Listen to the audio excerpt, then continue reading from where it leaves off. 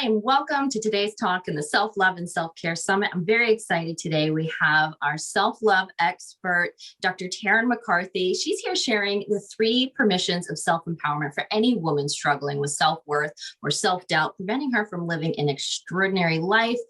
Taryn's an orthodontist, motivational speaker, and podcast host of the Business of Happiness podcast, a really wonderful podcast. If you haven't checked it out, I highly recommend it. It's a podcast focused on empowering business leaders and leaders of their own dreams to strive for inner fulfillment. She also coaches leaders across the globe to redefine success, to find happiness in work, and ultimately in their lives. I love it. I love her. Taryn, thank you for being here. Thank you so much for having me, Sandy. This is such important work, and I'm so honored to be a part of it. Thank you. Yay. And I'm so excited to dig into it. I love your energy. I love your message. I think this is going to be wonderful. And I want to go right into my first question. I'm asking everybody this because it's an underlying issue, I think, in our society, and I want to hear your take on it. This is a summit focused on self-love and self-care for women. Tell me, in your opinion, why do you think self-love is an especially difficult skill and concept for so many women?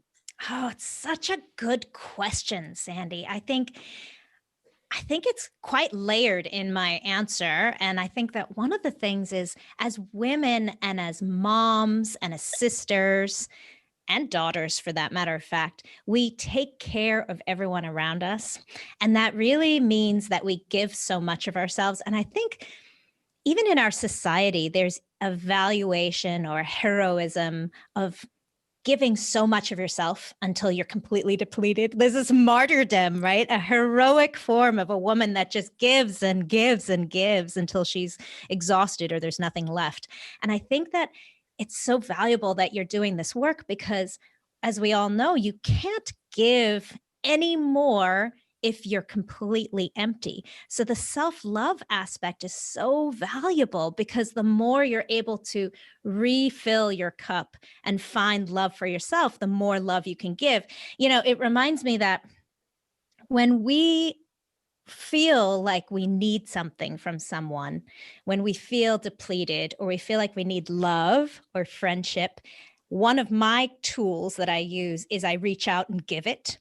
And there's a little secret weapon in there because in order to value the love that I'm giving to someone else, I have to recognize how important it is. I have to recognize how important I am. So even as a mom or a sister who's giving so much to someone else, which we do so happily, we can do even greater, even more beautiful acts of love for others if we can love ourselves equally so that we can value that even more. I love that. I love that mental shift. It's just, just one little shift in how you're approaching this thing you're already doing, which is giving and caring for other people. Yes. And that comes so naturally to women, doesn't it? I just feel like we all do that so eagerly. We just want to help and support and love. And I think that that's very easily, you can give away so much of yourself that there's just nothing left. Yeah, definitely. Excellent insight. Love the answer. Now, I'm really curious. I want to hear more about these 3 permissions of self-empowerment. Yes. What are we talking about here? Oh, I love it. I love it. This is, when I realized how simple this is, it made such a huge impact in my life. And I think it really speaks so well to self-love as well. I was looking at the 3 permissions more in terms of success and happiness, but I think that it's so beautifully intertwined with self-love because the 3 permissions are all permissions of self-love, essentially. So the first one is permission to dream. And what I love about permission to dream is it allows us to look outside of what is. So sometimes we get so blinded by the truth of the situation, the realistic situation. I'm sitting in this house that's falling down. I don't have an education. I don't have a husband. You start telling yourself all these negative things about what you tell yourself is the truth of the situation. So the first permission is the permission to dream. If you ever saw a 3-year-old they have all the permission in the world to play these, fantastic games where they're dreaming all kinds of things, and they can be anything they want. You can ask a 3-year-old every day, she'll have a different answer for you. Today, I'm a baker, I'm a singer. What are you going to be when you grow up? There's no limit to their dreams. And if you look at anything around us, all the inventions, light or telephones or microphones, everything was first a dream. So the permission to dream for yourself. And that's another thing, speaking of why self-love is so hard for women, I think women especially think that they should just be fine with what they have. Like, I made my bed, I'm going to sleep in it. This is what I got to do. I've built this and I've just got to deal with it. And we don't give ourselves this permission to want more, to dream of more, to dream of something. So if there's something that you're not happy with, instead of focusing on this negative thing in front of you, well, what's the alternative? What do you want? What do you dream of? So that's the first permission. And then the second permission is to honor your own values. So this is where, success looks very different from my success looks very different from your success and from somebody else's success. And sometimes we think that we know what we want in happiness and success and love because it's based on a story someone else gave us, an ideal of success that someone else described for us. Either it was society or our parents, because they thought very kindly and lovingly that that's what would be the best for us. But no one can know what's best for you except for yourself. So honoring that your values are completely different from everybody else's, and your values can change. What I loved and what I valued when I was 20 is now wholly different at 44. I have a completely different set of values, but honoring those and loving those is so important. And then the third permission is the permission to pursue. This is honoring those first two of dreaming and value system, and then giving yourself permission to go out and get it, to do anything you want to let all that judgment fall away. And that's all that really stops us is self-judgment, but loving yourself enough to say, you know what, I really want that. I know I'm in this situation right now, but I have this phenomenal dream. These are my values. This is my why. And now I can step forward and actually do it and work towards it. So those are the three permissions that I live by. And every day I reassess them for myself and I ask myself again, what am I dreaming of? What's that spectacle that I'm so excited for? And how can I love myself more to be able to honor that dream? Those are the three permissions. I love it. I love it. It's beautiful. And I have a passion for talking about values because they're so unique and specific and personalized to each and every one of us. I approach values as the qualities that we individually want to embody and how we want to show up in the world. So for example, I very much value compassion, but I also value humor. And those are two ways that I want to show up in the world. And there have been plenty of times where I've put my foot in my mouth and told a joke in poor taste or really bad timing or accidentally offended somebody. And it felt just terrible in me, like just so icky. And doing that deep core values work and recognizing, yes, I do value humor, but for me personally, I value compassion just a little bit more. And so it helps me course correct. It's like my guiding light of when it's appropriate for me personally, not for anybody else, but for me personally to tell that joke or try to make light of something. If I'm going to hurt somebody's feelings, then I know for me and how I want to be in the world, that's not the right answer. So Not to say that the other way around is wrong. So a Right. comedian standing on stage, making thousands of people laugh and be happy and have a wonderful time and enjoying this life, that's more important to them, that Yeah. value that they're bringing to those thousands of people. When, yeah, potentially a couple people might be offended by their joke, they know that they're putting out an even greater good by making all these other people happy. So there isn't a right and wrong way to show up in the world. And so I love that you really tied into when it comes to those dreams and success, and is it somebody else's or is it Right. your own?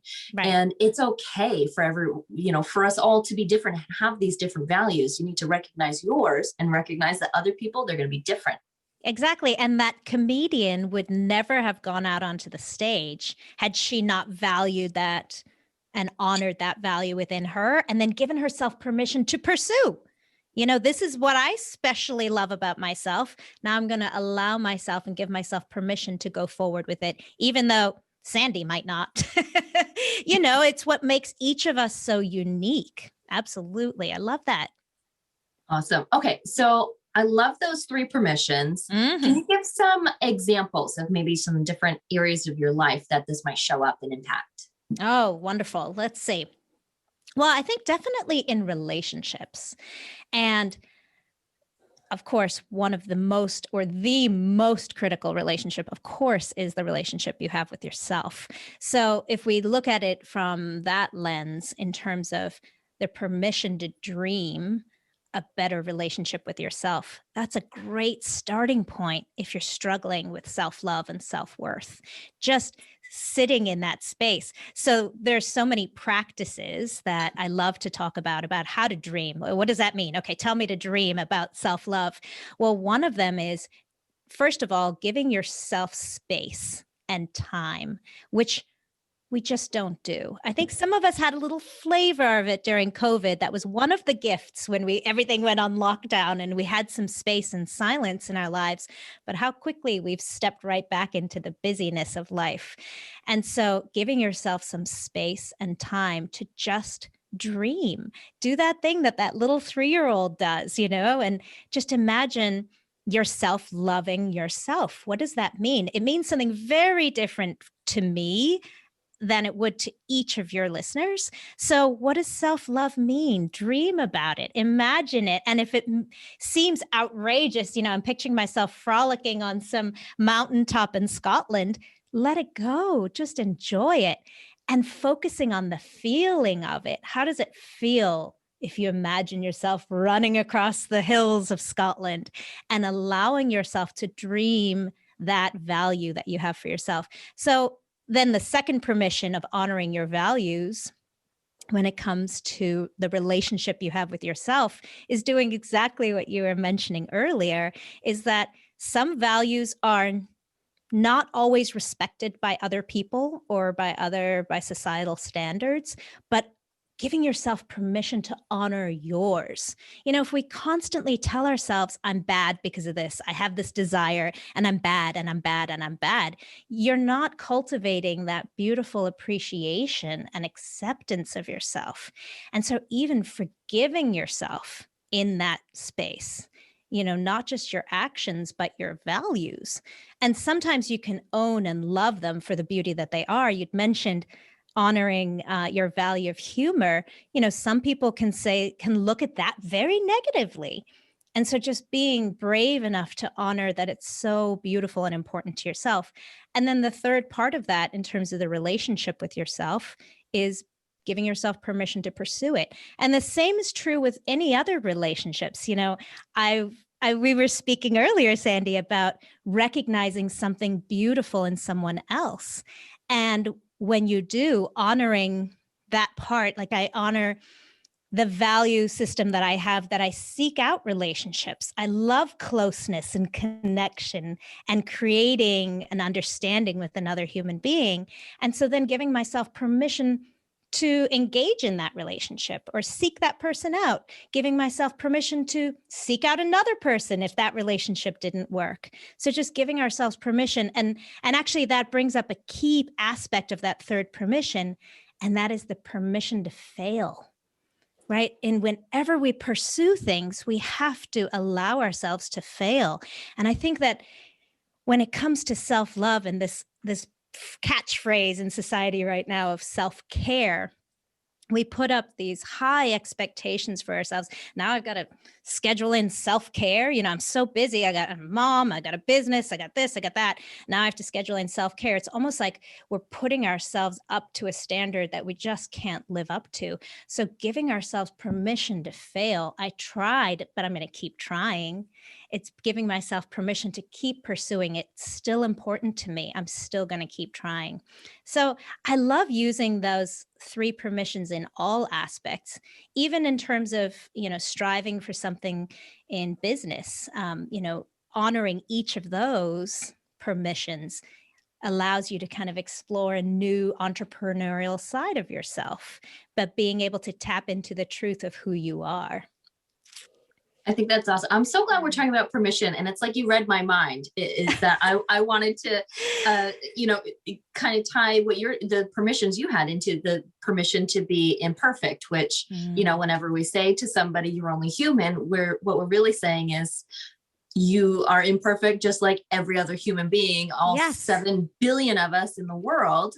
And that, quote unquote, failure, missteps, falling short of your expectations is all part of the growth process. And there's so much feedback in that and so much learning. And that's why, in my own coaching practice, I have a perfectly imperfect permission slip. It's a permission slip to assign permission to yourself to be imperfect.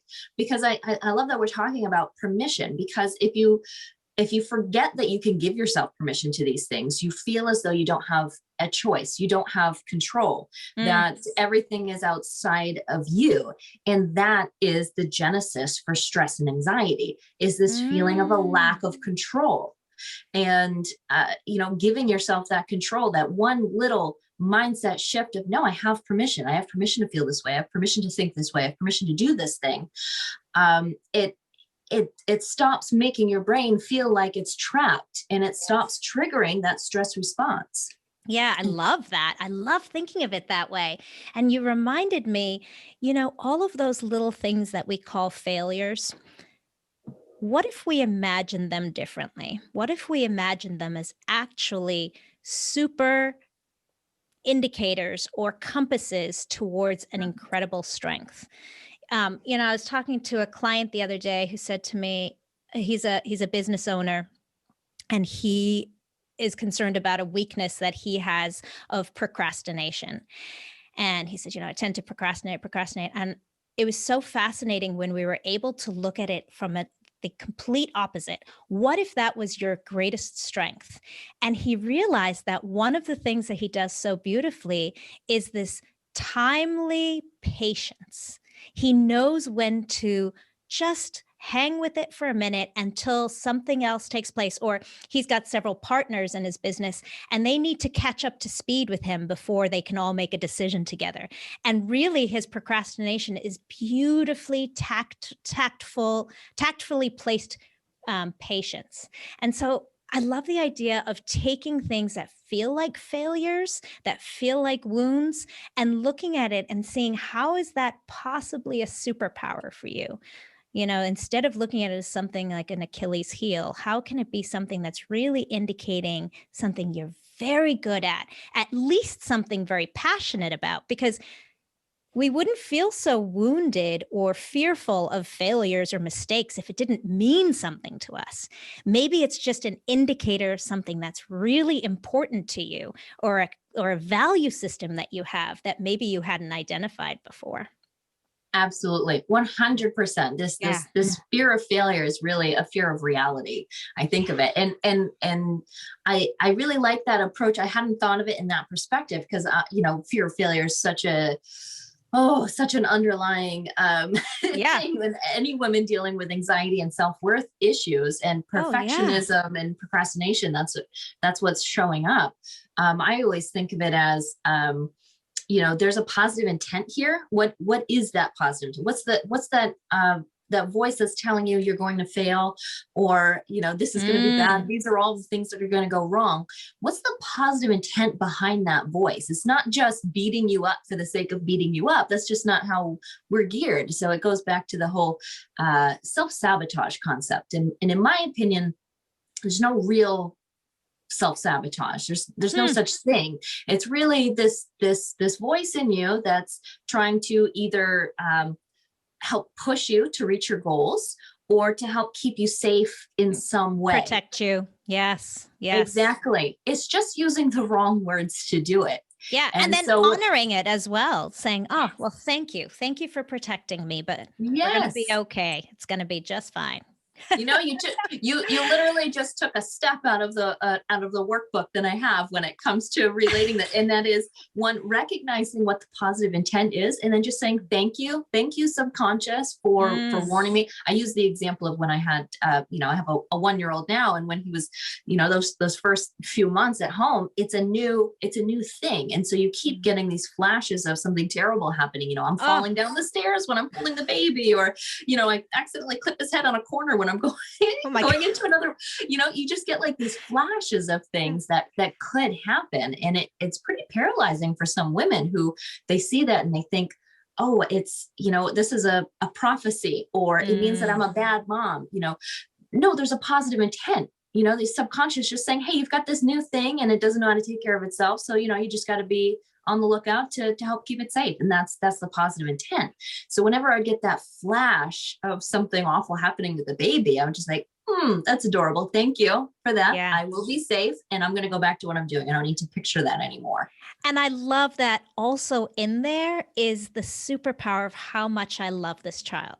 I love this child so much that I just want to protect his head from getting clipped on the side of the wall. Let me honor that beautiful part that's scared because of the love that I have right there. Yeah. I think that's also, a great source of support for women who are feeling like, because I've been in this place, Sandy, I've been in a place where I felt like everybody else got the self-love memo and I just didn't. I remember, so embarrassing, but I remember years ago, I was running a marathon or training for a marathon. And trust me, I did it all the wrong ways. I was like punishing myself.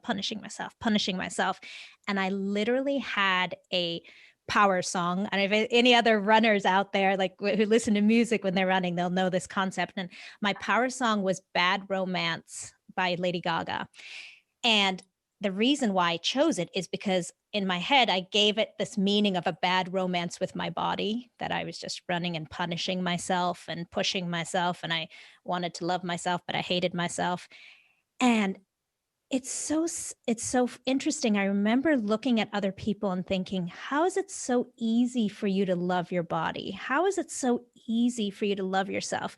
Or, when you go to the beach and you see women wearing bathing suits and you think, oh my God, I would never wear that bathing suit if I was you. Like I would never have the courage to do that. And I used to be so envious of women who were able to find that ownership of themselves and loving themselves that way. And I think there was so much pressure I was putting on myself instead of just recognizing that I was on this journey.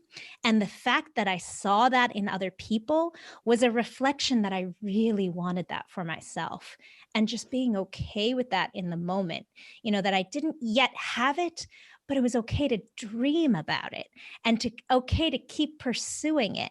And it kind of gave myself a little bit of permission to not be at the end point of fully self-loving. And I'm not there yet. I still have days where I totally question myself and totally beat myself up for something. And I have established over time some tools that I think, oh yeah, time to just do X, Y, or Z, in my toolkit. But I'm never putting on myself the expectation to be all loving. I'm still not going to go out in a bikini onto, the beach right now. I'm not there yet, but I know that it's possible for me. And I know that one day I might not even care about it anymore, and then it won't matter so much. But I think that just giving ourselves permission to not compare ourselves to other people and expect ourselves to be something different, because we're not. We're each this unique, amazing, beautiful self. And that's really where the magic is that I don't really want to be like anybody else. I want to love me for me. Oh, that's awesome. I love it. I love how well you put that. And, I know I can relate 100,000% with that feeling, having gone through my own self-love journey Mm. too. And I like how what you were really describing there was what acceptance of reality of today looks like. I think our bodies is such a hot topic when it comes to a lack of Mhm. acceptance, because we see this thing that we want, and either it's something that we can achieve, or maybe it's something we can't, because we can't go back in time 30 years. Yeah. And what helps me with that is I think, okay, at almost 40 now, and my body after baby is the way it is right now, and there's certain things about it that I don't quite care for. Mhm. The boobs are a lot saggier than they used to be. The lower belly looks like I'm healing from being mauled by a tiger. But I look back at when I was 20 and probably 112 pounds, and I still felt unattractive. I felt overweight. And I look back, I'm like, that body, that was a good body. I wish I could have that body. And then I reflect forward Mm. to 60-year-old me, 70-year-old me, who would look back at me right now today in this body and would say, man, if I could have that body back, that would be amazing. And it helps me step into that place of appreciating and accepting this is the body that I have now, and accepting the good parts of it, and still knowing that I'm still on the journey. I'm only 14 months post baby, and so I'm Yeah. still on that journey to Mm. strengthen and tone and lift the things that maybe started to fall a little bit. But you can't hate the now. You can't fight the reality of now, because it's motivating yourself with criticism over kindness, which is just not nearly as effective as a tool. No, and the other thing is, I love that you're talking about your body, because the miracle of your body is that it's so much more than your breasts or your stomach, or your face or your cheeks or your nose or your teeth. It's so much more than that. And I think when we say, I want to love my body, if you pay close attention, there's some incredible miracles in your body that we just take for granted. This heart of mine has beat every single second of my whole life. I've never thanked it. I never asked it. I pushed it. I ran marathons. I just told you had babies. I stayed up, pulled all nighters. I've done huge stress to my body, and my heart just keeps ticking. And that's a great first place to start when you're wanting to love your body more. So the dream is, I want to love my body more. That's my dream. And then honoring your values. Man, this body gave birth to three incredible human beings. How could I not love that? That's miraculous. There's some people who just don't have that ability. And this heart of mine has kept beating this whole time. I mean, my skin, it's phenomenal to me how skin just heals. I'm a doctor. I should know these things. I was still blown away that you can have a cut or a pimple or a bruise or an enormous belly and your skin heals itself.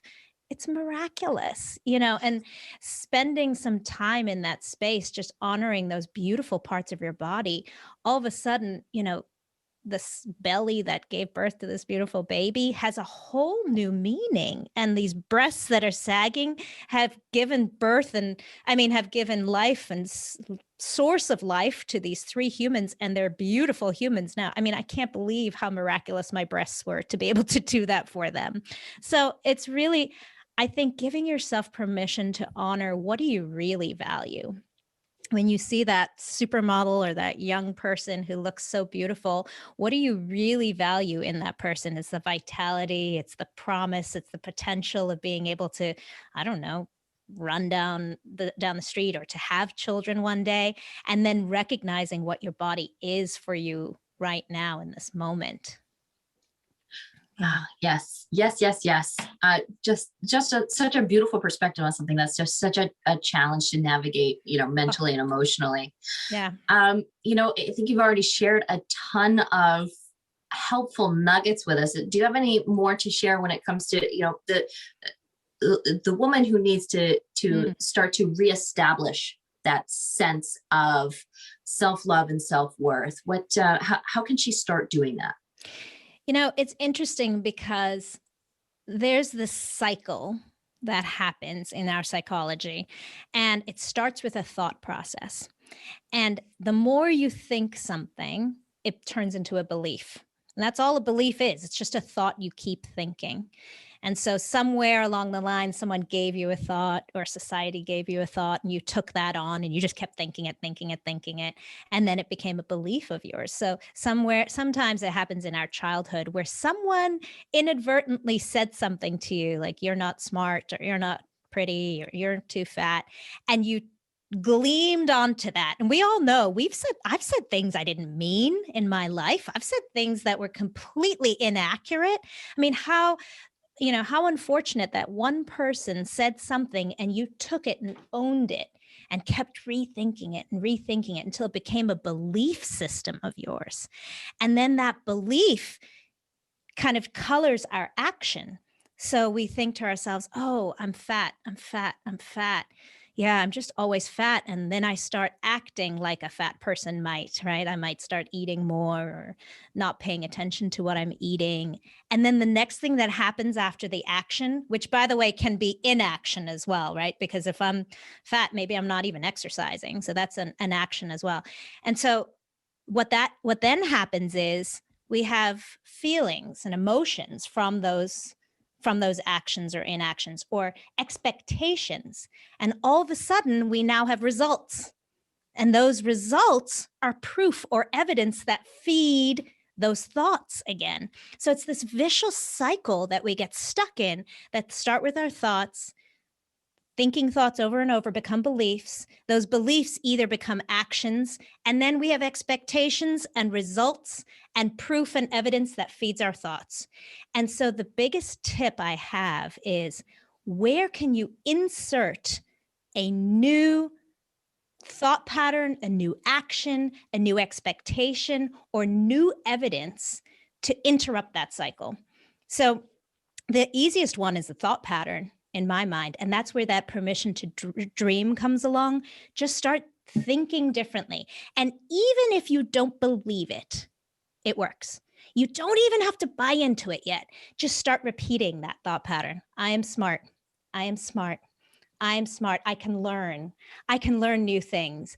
And all of a sudden, the more you do that, or you look at yourself in the mirror and say, I am beautiful.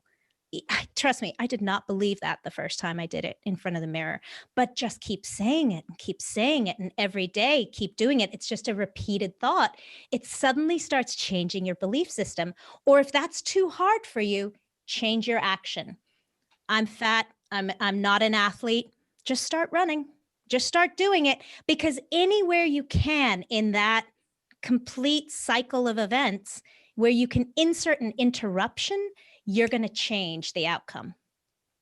Yeah, a pattern interrupter. It's key because, I mean, this exactly what you said. We have these thoughts and we think them over and over again. They become these ingrained beliefs that we self-identify with. We become them because, we're just so attached to this idea. It's one idea of many. It's one possibility of many. It's one opinion of many. And when we have that, recognize that you have this tunnel vision, that that's all that I see is, in everything that I see is proof that's just continues to fuel this belief that I have. Everything is evidence to fuel it, and anything to the contrary is disregarded. If I believe I'm not good enough at work, then I'm going to look at everything. I was late to that meeting. I didn't, somebody else said something good and I didn't say something good. And you don't give yourself the credit for all the things you are doing. Just notice that tunnel vision, that fixed, closed mindset. And exactly what you said, and I'm so glad you said it. It can't be said enough. You aren't going to believe it at first. You aren't just going to look in the mirror and say, I love you. Then poof, all of a sudden magic, self-love and feeling warm and gooey all over. But what you're doing is you are reestablishing, you're creating new connections, new neural pathways in your brain. You're establishing a new habit. And just because you don't feel it at first, just because it doesn't resonate with you, it doesn't mean it's not working. It doesn't mean it's not going to work. It's just a voice that you haven't heard before. It's new and it's foreign. And by continuing to repeat that process, you're spending that much more time focusing on these positive thoughts and that much less time focusing on those negative thoughts. And just like you said, Taryn, it's a pattern interrupter that normally you would go down this negative thought spiral. And as the more you can break that pattern, break the pattern of that old bad habit that's not serving you anymore, you're making that pattern weaker. And you're making this new pattern stronger. And it's part of that process, because as you're doing the other work and these other tools and giving yourself the permissions that you described here, and that you start to believe it more and more, and it starts to feel more authentic. But it's a journey that you might not fully believe it at first, but it's still working. You just got to keep going for it. So well said. So well said. Thank you. Beautifully said, Sandy. Beautifully. Well, let's end on this note. What's for that woman who is just absolutely stuck believing that voice inside her that's saying you're not good enough. What's your one best piece of advice? What do you want her to walk away hearing and knowing? Oh, you are worthy. Your worthiness is your birthright. I believe that from the bottom of my heart. Just because you were born makes you worthy. And if any moms out there are feeling this way, you know this to be true when you look at your children. There's so much potential and so much worthiness in every little tiny baby. And you were that baby once. And there were adults in your life that looked at you that way and saw the enormous potential and worthiness in you. And so I think that's the one thing I would just say, is that each of us, just for having been born, that is our birthright, is to find our worthiness and our self-love. And that when you can tap into that, the world starts becoming so beautiful. And, every day becomes a beautiful opportunity for learning and for growing and for welcoming new relationships into your life. Oh, thank you so much. I know that's a message that somebody needed to hear today. And so I'm so glad you said it. We're all about providing practical tools in this summit. And so can you tell us a little more about the self-love workbook that you have for everybody? Yes, I think we've been talking a lot about the tools that are in it. So I'm so excited for you guys to check it out, because there's some really great step-by-step suggestions of how to tap into self-love and to re-identify with your worth and feeling like you're worthy, whatever that means to you. And so, I'd love you to come down and download that workbook and then tailor it to yourself. The steps are really for you to use in your own life. So they're not suggestions of what's worked for me, but you'll see the way the questions are formatted. It really makes it unique to your own experience. Oh, awesome. So exciting. That link is down below the video, and you can download that, check that out. You can find Dr. Taryn McCarthy on all of her social medias, and definitely check out the Business of Happiness podcast. It's really a wonderful podcast. It's absolutely worth a listen. Well, thank you for having me. It's been so wonderful. You're doing such great work, and every woman that's a part of this, just know that I believe in you and you deserve your own love. You do. Thank you. What a beautiful note to end on. Thank you, Dr. Taryn McCarthy. Thank you. And we'll talk soon. And everybody, thank you. And we'll see you soon. All right. Bye-bye.